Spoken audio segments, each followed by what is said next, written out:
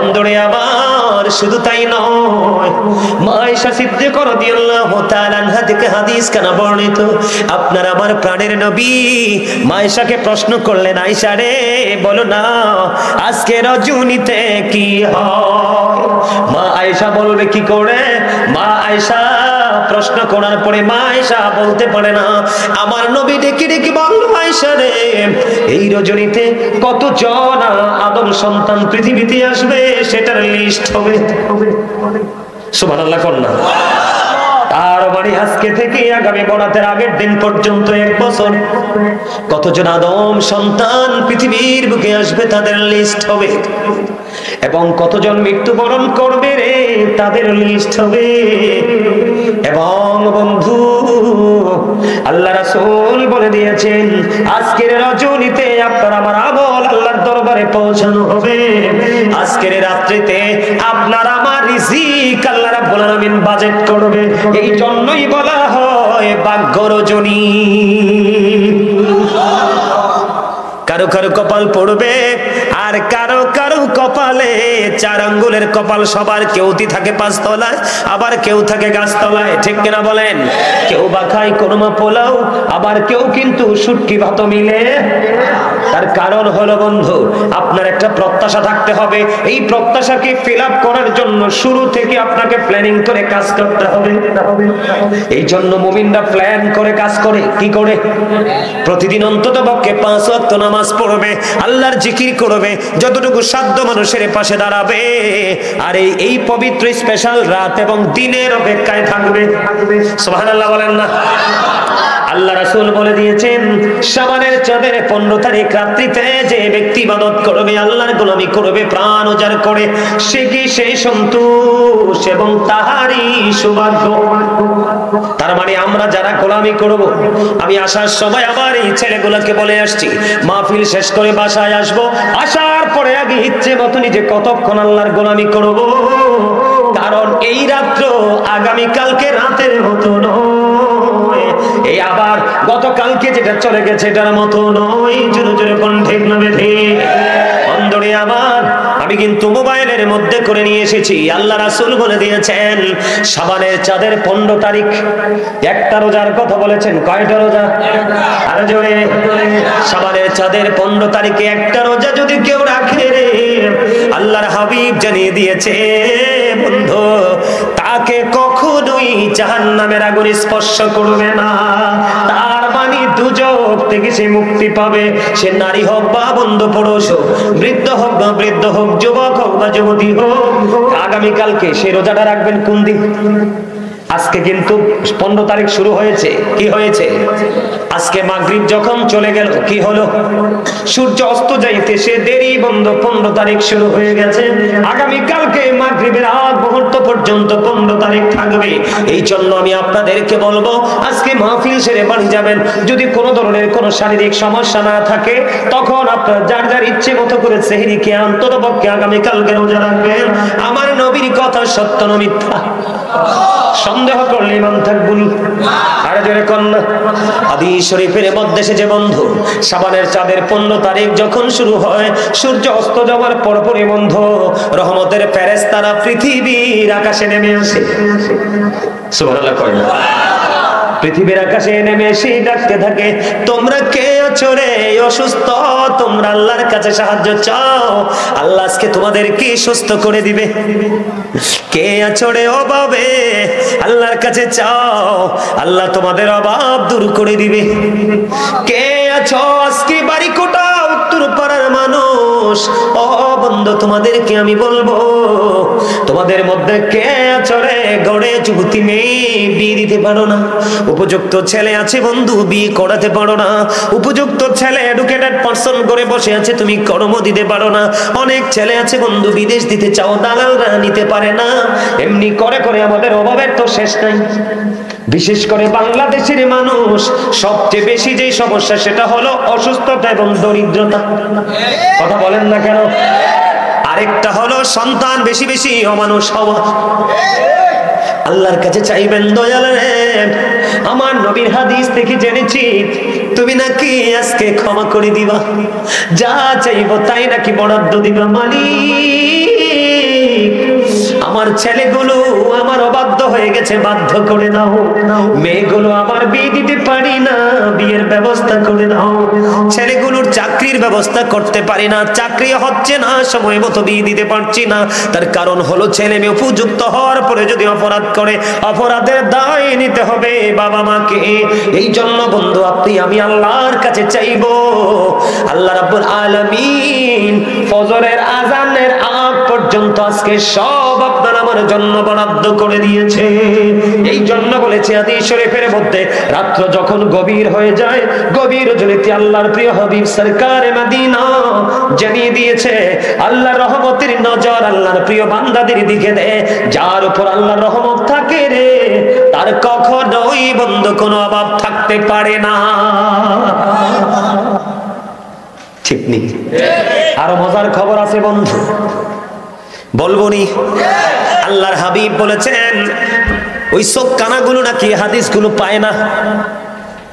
আল্লাহর হাবিব সরকারে মদিনা তিনি বলে দিয়েছেন বন্ধু, তিনি জানিয়ে দিয়েছেন বনি কালব গোত্রের মধ্যে যতগুলো বকরি ভেড়া আছে, কি বনি কালব গোত্রের মধ্যে আমাদের এলাকায় চৌধুরী বাড়ি আসেনি, ভুইয়া বাড়ি আসেনি, খনকার বাড়ি আসেনি, আছে না এরকম? এইরকম একটা গোত্র হলো বনি কালব। বনি কালব গোত্রের মধ্যে মেম্বরটা কি দেখো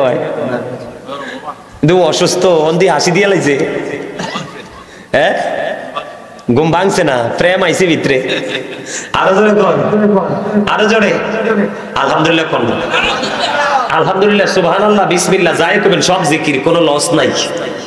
এখানে বসলে কি নাই, কোন লস।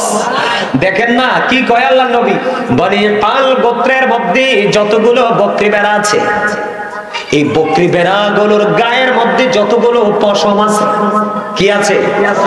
পশম আছে। ওই পশমের সম পরিমাণ মানুষকে আল্লাহ আজকে রাত্রিতে ক্ষমা করে দিবে। আর জোরে কন্যা সুবহানাল্লাহ। অন্য হাদিসের মধ্যে এসেছে বন্ধু তিনটা বংশ, বনি নাজার, বনি রবি, বনি কালব, তিনটা গোত্রের নাম এসেছে। কয়টা? তিনটা গোত্রের নাম এসেছে। তিনটা গোত্রের মধ্যে যতগুলো বকরি ভেড়া আছে, ওই বকরি ভেড়ার গায়ে যত পশম আছে, ওই পশমের সমপরিমাণ মানুষকে বন্ধু আল্লাহ রাব্বুল আলামিন আজকে রাত্রিতে ক্ষমা করে দিবে। বলে হুজুর খবরটা আপনারা সংখ্যাটা কি নির্ণয় করতে পেরেছেন? কিতাব প্রমাণ করেছে ও বন্ধু, একটা গোত্রের মধ্যে কম পক্ষে 20,000-এরও বেশি বকরি ভেড়া ছিল। সুবহানাল্লাহ বলেন না। খবরটা কি সহজ নেই? একটা ছাগল, একটা ভেড়া, এগুলোর গায়ে যে কয় পরিমাণ পশম আছে আপনার আমার পক্ষে গণা সম্ভব নেই। একটা গোত্রের মধ্যে নাকি 20,000-এরও বেশি বকরি ভেড়া আছে। সুবহানাল্লাহ বলেন না। 20,000 বকরি ভেড়া কি সহজ? 20,000-এরও বেশি বকরি ভেড়া আছে, এদের গায়ে যত বেশি পশম আছে ঠিক তত সমপরিমাণ মানুষকে আল্লাহ আজকে রাত্রে ক্ষমা করবে। মালিক কেমনে রাজি হইব জানেননি? নামাজ পড়লেও জিকির, কোরআন তেলাওয়াত করলেও জিকির, জিকির না কি? দুরূদ পড়লেও জিকির, নামাজে দাঁড়াইলেও জিকির। আপনি যা করবেন বলে হুজুর সবকে জিকির। হ্যাঁ, সুবহানাল্লাহ বললেন এটাও জিকির, আলহামদুলিল্লাহ বললেন এটাও জিকির, লা ইলাহা ইল্লাল্লাহ বললেন এটাও জিকির, আল্লাহু আকবার বললেন এটাও জিকির। কাউকে ভালো কাজের জন্য ডাকলেন এটাও জিকির, কাউকে খারাপ কাজকে ধামাচাপা দেওয়ার জন্য বাধা দিলেন এটাও জিকির। তাহলে আজকের রাত হলো জিকিরের রাত। বাহ, সুবহানাল্লাহ কয় না কেন? এখন জিকিরটা যে করবেন, নরমালি জিকির যে করবেন, জিকিরের ফজিলত কি? আজকের রাত তো বিশেষ রাত, অন্যান্য রাত্রির সাথে তুলনা চলে না, কিন্তু তারপরেও জিকিরের তো সাধারণ ফজিলত আছে, আছে না নাই? কথা বলেন আছে না নাই? আরো জোরে বন্ধুরে আবার এখন জিকিরটা করতে হবে কেমনে দেখেন। ফাযকুরুল্লাহা কিয়ামান, দাঁড়িয়ে দাঁড়িয়ে জিকির করো, কুউদান বসে বসে জিকির করো, ওয়া আলা যুনুবিকুম শুয়ে শুয়ে জিকির করো। কিন্তু জিকির বন্ধ করা যাবে না।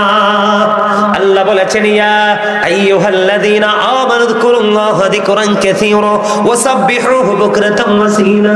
আল্লাহ বান্দাদের ইমানদারদেরকে ডেকে ডেকে বলেছেন, ইমানদারেরা তোমরা বেশি বেশি করে জিকির করো, সকাল তো সন্ধ্যা আল্লাহর পবিত্রতা ঘোষণা করো। আল্লাহর অর্ডার মানা দরকার না? তাহলে অন্য সব সময় তো আমরা করি জিকির, কিন্তু আজকে একটু বেশি করব। কি করব? আজকে একটু কেন করব? অন্যান্য রাত্রে নফল ইবাদতের চাইতে আজকের রাত্রে নফল ইবাদতের পাওয়ার একটু বেশি। জানেন, আপনার আমার আশেপাশে, আপনাদের আশেপাশে কবরস্থান আসেনি? আপনারা কবরের পাড়ে গিয়েও জিয়ারত করবেন। স্পষ্ট হাদিস, মা আয়েশা সিদ্দিকা রাদিয়াল্লাহু তাআলা আনহা কয়, নবীজি আমার বিছানায় ছিলেন। কোথায়? নবীজি আমার বিছানায়। হঠাৎ করে গভীর রজনীতে বিছানায় চাইয়া দেখি রে, আমার প্রাণের নবী তো বিছানা ত্যাগ করে ফেলেছে, আমার কাছে নাই। মা আয়েশা টেনশন করতেছে, না জানি রে আমার রাসূল আমাকে ছেড়ে অন্য কোন বিবির ঘরে চলে গেল, অন্য কোন বিবির কাছে চলে গেল। ও বন্ধু, মা আয়েশা প্রাণের নবীর খোঁজে বের হয়ে গেল। নবীকে খোঁজার জন্য কোথায় গেল? আমার সঙ্গী আমার কাছে নাই। কোথায় রে? জলদি করে বন্ধু চলে গেল, যাইয়া দেখে আপনার আমার প্রাণের নবী জান্নাতুল বাকিতে গভীর রজনীতে জিয়ারত করছে। আপনার আমার জিয়ারতের দরকার না? এখন আপনি আমাকে প্রশ্ন করতে পারেন বন্ধু, যে হুজুর আমি যে গভীর রজনীতে জিয়ারত করতে যাব, আমার বেনিফিট কি?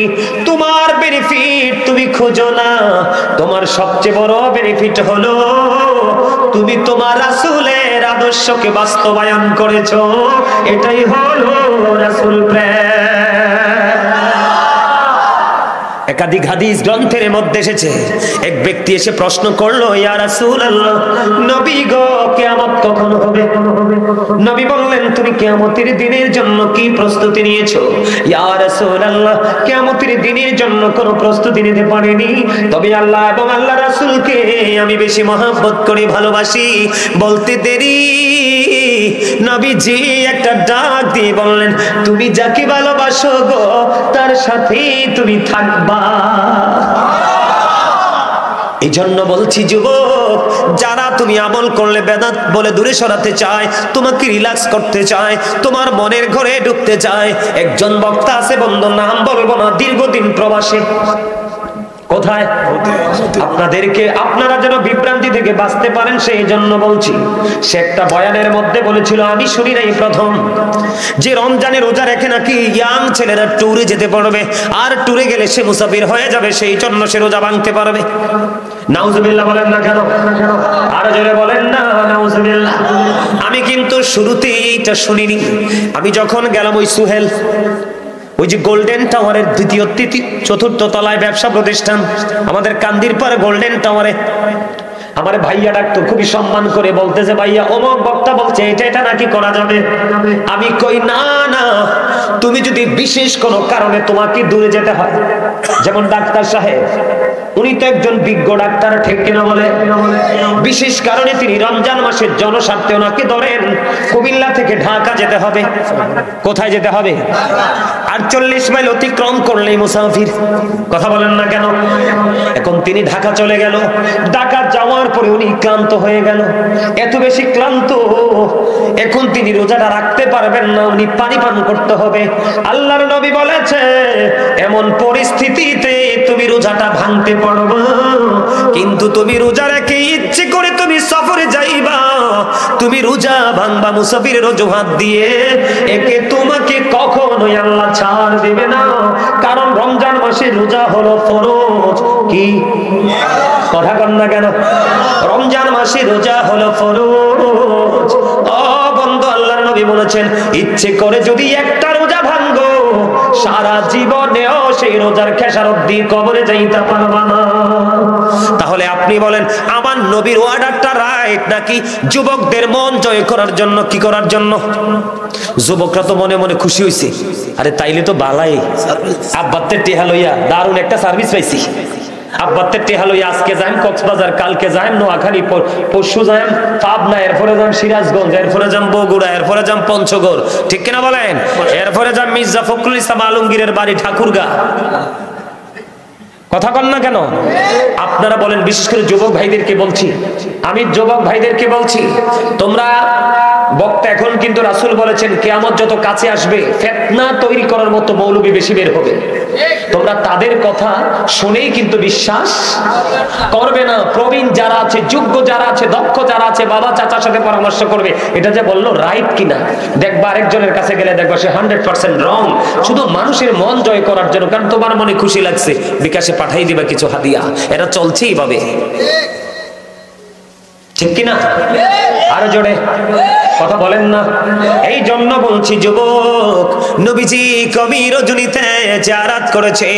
আর দুনিয়ার পজিটিভ দিকটা হলো তুমি অন্তত পক্ষে যখন গভীর রজনীতে বাঁশবাগানে যাবা, পুকুর পাড়ে যাবা, অথবা পাহাড়ে চূড়ায় যাবা, গোরস্থান তো সবসময় নির্জনে থাকে, ঠিক কিনা বলে? যখন তুমি যাবা তখন তোমার যাওয়ার বেলাটা মনে পড়ে যাবে, আহারে কোন দিন জানি আমিও সেই জায়গায় চলে আসি। তোমার মনের মধ্যে কবরে যাওয়ার সেই ভয় ঢুকবে। তখনই হয়তো বা তোমার জীবনে চারিত্রিক পরিবর্তন চলে আসবে। আমার নবী কিন্তু প্রথমে কবর জিয়ারত করতে নিষেধ করেছিলেন, পরে কিন্তু তিনি আবার কবর জিয়ারত করতে নির্দেশ দিয়েছেন। সুবহানাল্লাহ বলেন না কেন? আমার রাসূল কি কয় জানেননি? শাবানু শাহরি, শাবান হলো আমার মাস, ও রজব শাহরুল্লাহ, রজব হলো আল্লাহর মাস। বুঝে নেন, শাবান মাস নবীজি কয় কার মাস?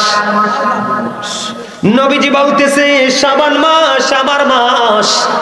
আপনারা জানেন না, হযরত উম্মে সালমা রাদিয়াল্লাহু তাআলা আনহা থেকে হাদিস বর্ণিত, বন্ধুরে আমার নবীজি এমন ভাবে রোজা রাখতেন মনে হতো তিনি আর রোজা ভাঙবেনই না।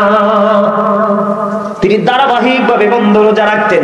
আল্লাহর হাবিব সরকারে মদিনা তিনি রমজান মাসের পরে যদি সবচেয়ে বেশি রোজা রেখেছেন যেই মাসে, ওই মাসটা হলো বন্ধ শাবান মাস। কারণ শাবান মাস, রজব মাস হলো মাঠে ফসল লাগানোর মাস। এই শবে বরাতের মাস হলো পানি এবং কীটনাশক দেওয়ার মাস। পানি এবং সময় মতো আগাছা নিরসন করে যদি সার দিতে পারেন, দেখবেন তাড়াতাড়ি ফসলটা পরিপূর্ণ হয়ে যাবে। আর রমজান মাস হলো আপনার ফসল কাটার মাস। বুঝেন নাই? কথা করে না। রজব মাস হলো আপনার প্রস্তুতি নেওয়ার মাস। শাবান মাস হলো রোজা রেখে কিছু আমল করে ট্রাই করার মাস।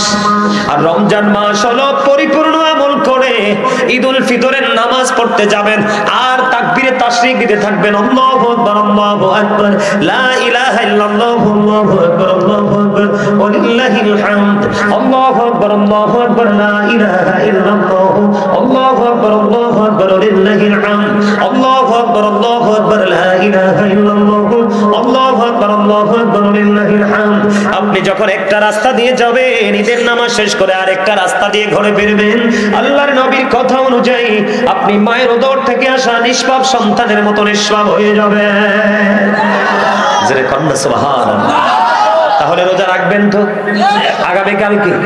আমি কিন্তু কাউকে ওয়াদা করাই না, হুজুরের সঙ্গে প্রেমে পড়ে বলে ফেলবেন, কালকে বলবেন আই এম ভেরি উইক, আমি দুর্বল হয়ে পড়ছি, আল্লাহ কালকে কইলেছি ঠেলার লগা যা কিটা করবো।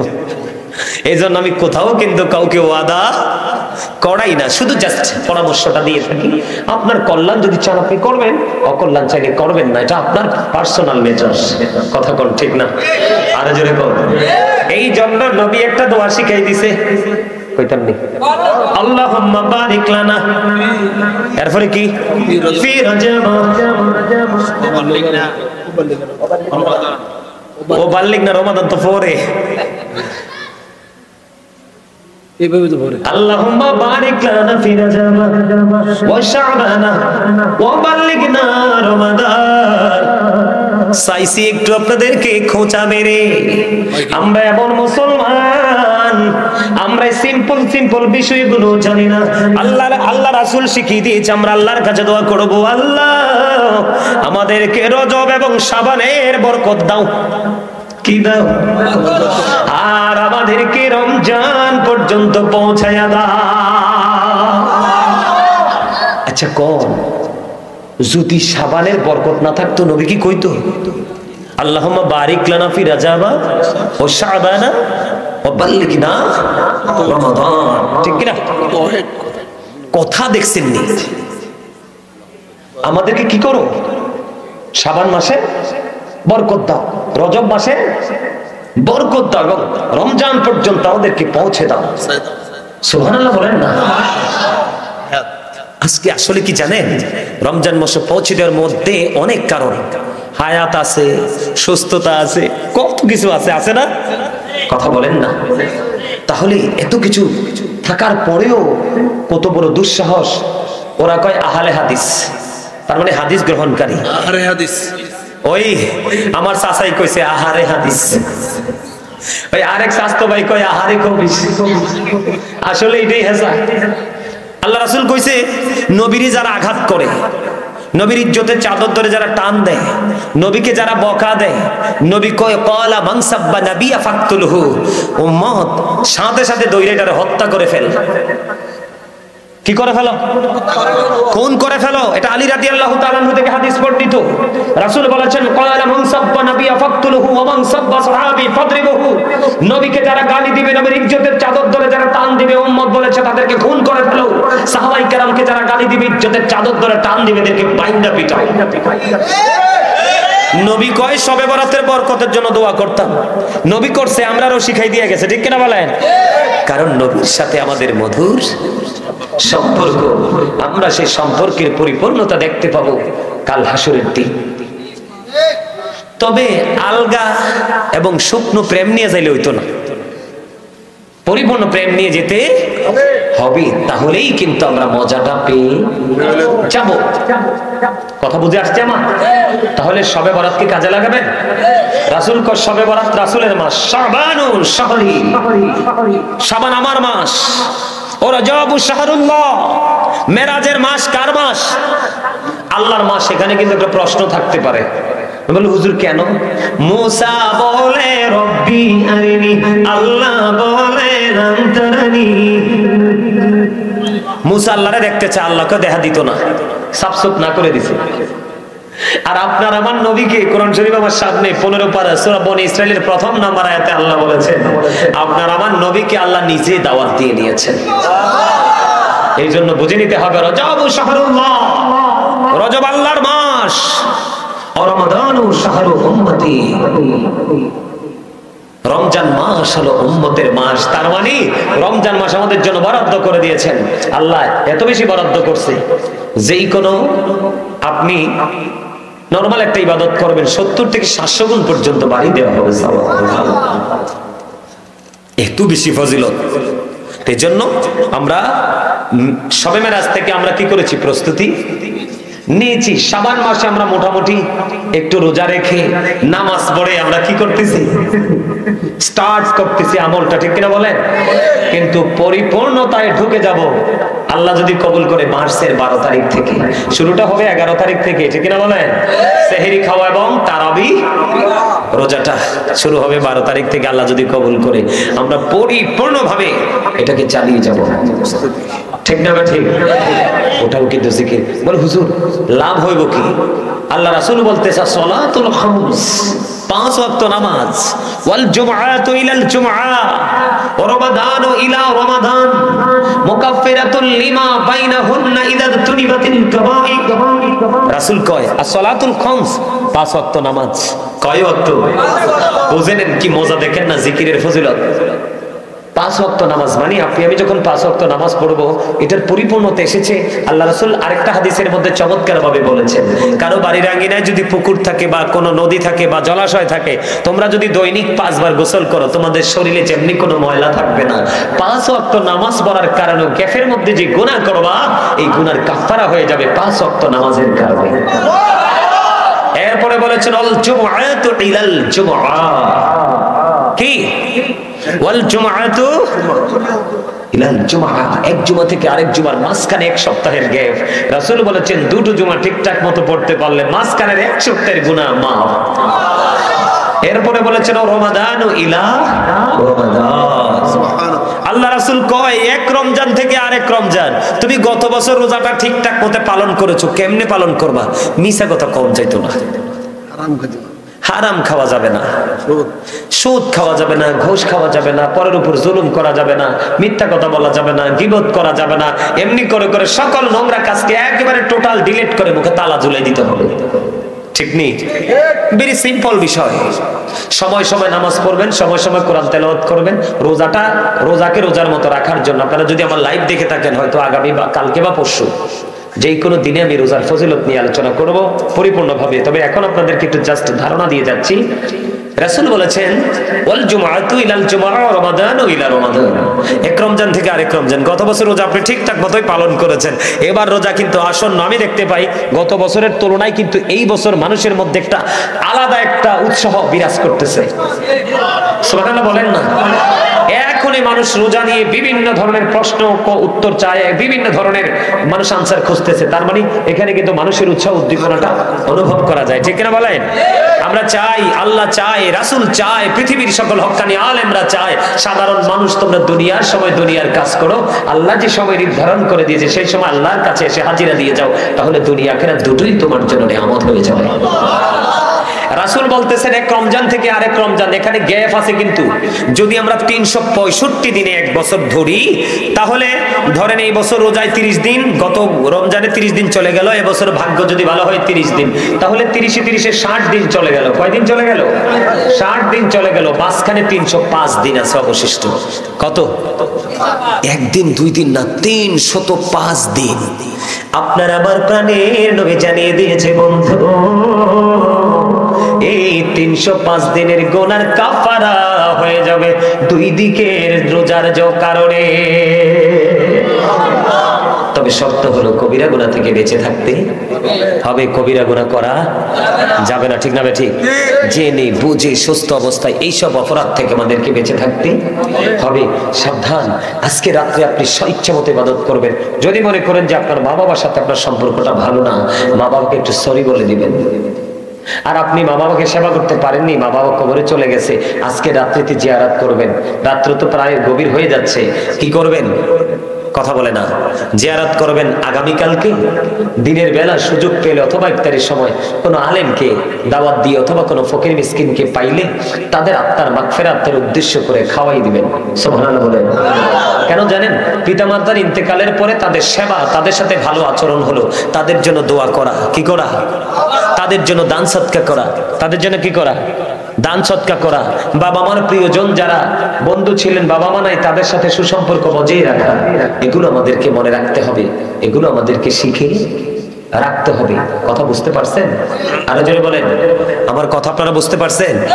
এই জন্য আমরা কিন্তু এই গুরুত্বপূর্ণ সময়গুলোকে আমরা কি করব না, অবহেলা করে, অবজ্ঞা করে আমরা এগুলোকে বাদ দিব না। কথা কি বুঝতে পারছেন? আর বেশি বেশি করে রাসূলের প্রেমে পড়ে দরুদ পড়বেন, কারণ মা বাবা যার নাই তার মতো অসহায় আর কেউই বলে না। আমার মা নাই, আমার বাবা নাই, দয়াল রে দয়াল, আমার কি মা ডাকার সাদ নাই রে, আমার কি বাবা ডাকার সাদ নাই রে। ঘরে যাইয়া সবাই দেখে মা জননীর বাবা যখন মাথায় হাত দে, ভুলে যাই সব দুঃখ। আমার মা নাই, আমার বাবা নাই, দয়াল রে দয়াল, আমার কি মা ডাকার সাদ নাই রে। শয়নে স্বপনে শুধু মা তোমার কথা মনে হয়, কতদিন দেখি না তোমার, ভুলে কি গেছো আমার, ভুলে কি গেছো আমার, আদর সোহাগ মাগো আর কথা পাবো, কারা চলে আমি নিজেকে জড়াবো, কার কাছে ধরবো মিছে বায়না, তোমার মতো কেহ নাই, শয়নে স্বপনে মা তোমার কথা মনে হয়, আমার ভুবন জুড়ে শুধু দুঃখ জ্বালা, কে আর পরাবে আমায় সুখের সে মালা, আমার ভুবন জুড়ে শুধু দুঃখ জ্বালা, কে আর পরাবে আমায় সুখের সে মালা, কপালে কি দেবী আর কাজলে রুটি, তুমি জেনে ধরায়, শয়নে স্বপনে শুধু মা তোমার কথা মনে হয়। মারহাবা বলেন না। যার মা বাবা নাই সে বুঝে যে সে কতটা অসহায়, পৃথিবীতে মা বাবার মতো আপন আর কেহ নেই, ঠিক না বলেন? সম্মানিত উপস্থিতি, আলোচনা আর দীর্ঘায়িত করব না, আলোচনা শেষ না, আর আলোচনা করব না। আপনাদের মধ্যে একটা ক্লান্তি আমি দেখতে পাচ্ছি। আমি আরেকটু জিকির করব, দুরূদ পড়ব, কিয়াম করব, মুনাজাত দিতে দিতে আরেকটু সময় লাগবে, ঠিক না? সম্মানিত উপস্থিতি, দয়া করে এতক্ষণ 2 দিন ব্যাপী যেহেতু মাহফিলটা আপনারা অনেক লম্বা সময় ধরে আলোচনা শুনেছেন, দয়া করে দোয়াটা না করে যাবেন না, কারণ আল্লাহর দরবারে মেহমানদের দোয়া কি হয়? কবুল হয়, ঠিক না বলেন? আরো জোরে বলেন, আমার আল্লাহ আল্লাহ আল্লাহ।